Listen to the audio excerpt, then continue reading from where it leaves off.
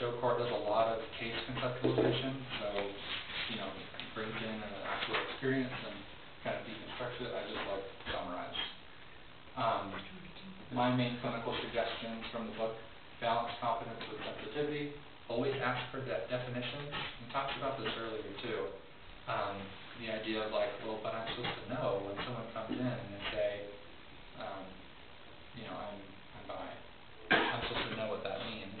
And Joe Court kind of says, I've been doing this long enough that everybody describes these labels differently, and there is kind of a general way we refer to the community, but to assume that the same definition for everybody applies to just all people who say I'm bi, you might miss a lot. And same thing goes for sexual acts and sexual behavior.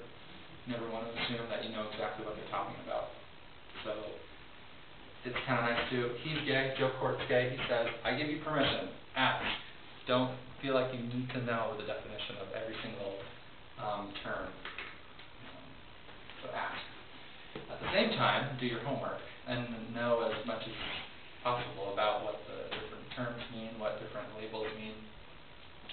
And so balancing those two things, curiosity and competence, or sensitivity and competence. Okay, so common differences between straight and same-gender couples. Effects of pornography use on relationships.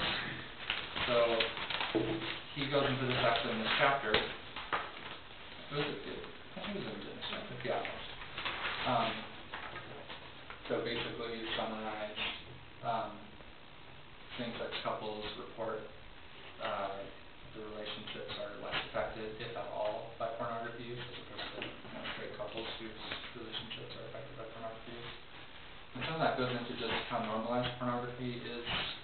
If you're teen, gay, the only kind of normal image you're going to see of what it means to be gay is typically, pornography provides that, gay porn provides that. If you're a straight teen, I can look in my high school and just see heterosexuality all over the place, and I have a feeling of like security and safety, or like a sense of my experience of being straight is normalized in everything that goes on around me. But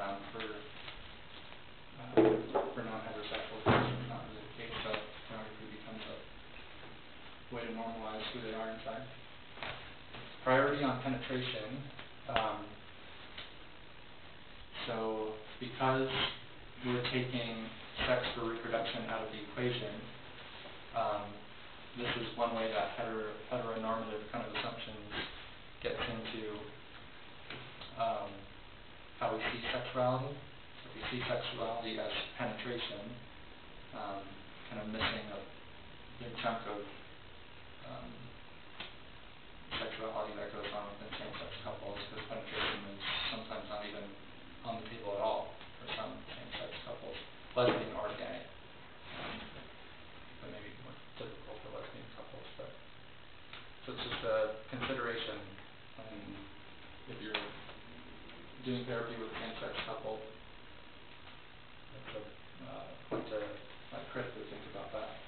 Difference in timing of sexual exploration and intimacy. So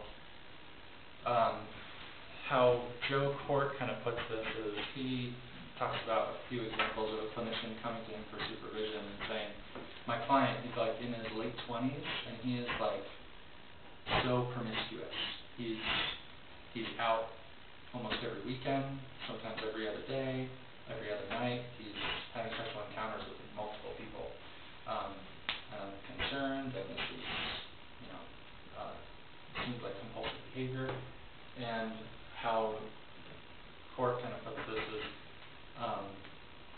for, say, straight youth or straight teens, the opportunity to sexually explore is so much more normalized. And so it's almost like they have a post-coming out adolescence, to where so much of the ability to sexually explore that they could have had in their teens because it wasn't normalized, was suppressed or repressed. Pushed down, suppressed.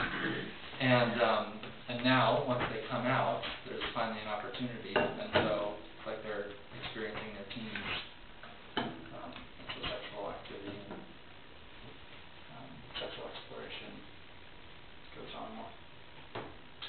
Initial dating conversations leading with sexual preferences, especially for gay men. Better sexual communication, higher frequency of orgasm, especially for women or lesbian couples. Okay, so as a caveat, these are all generalizations.